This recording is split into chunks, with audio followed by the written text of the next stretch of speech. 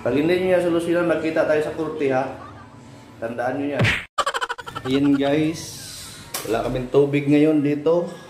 Dahil pinatay ng Maynilad. Walang tubig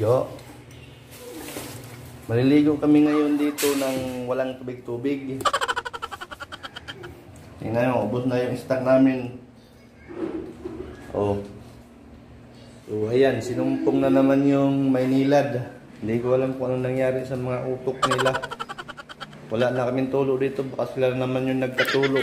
May biling kami ng tubig. Pakita ko sa taga Maynilad. Kung makita nyo itong video ko taga Maynilad, naman kayong awa sa mga nagbabayad.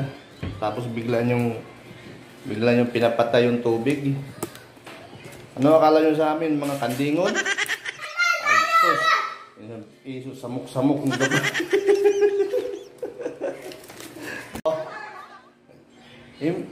Nag-vlog ako, samok-samok po yung bataan, yung patisoy Ayan, may mga hugasin namin dito, tambak na, ayan Tambak na hugasin namin. Paano mag-toothbrush walang tubig? Paano kami magsaing walang tubig?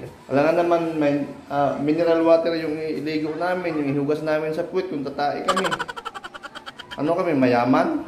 Kaya kayo taga Maynila, isipin nyo naman na gaano kahirap kung walang tubig. Kaya kami nagbabayad kahit na mahal yung tubig na sinisingil nyo sa amin.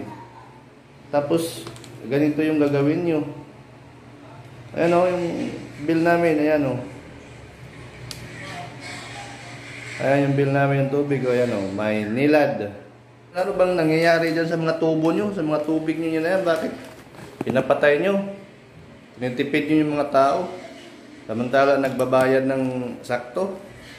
Ayan dapat talaga masolusyonan nyo yung mga problema nyo na yan. Kasi halos buwan-buwan mayroong mga ganun pangyayari pinapatay, halos minsan kinabukasan ganun naman ang gagawin ninyo, papatayin nyo naman.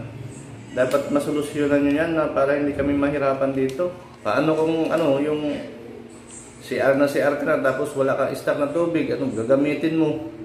Yan ang dapat yung solusyonan, yung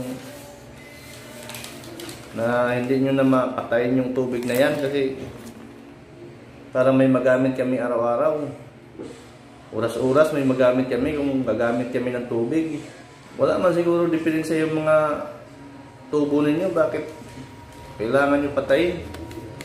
Maka-vlog tuloy tayo nang wala sa oras dahil sa inyo. Nahimik ako dito. Napaalala nyo sa akin mag-vlog.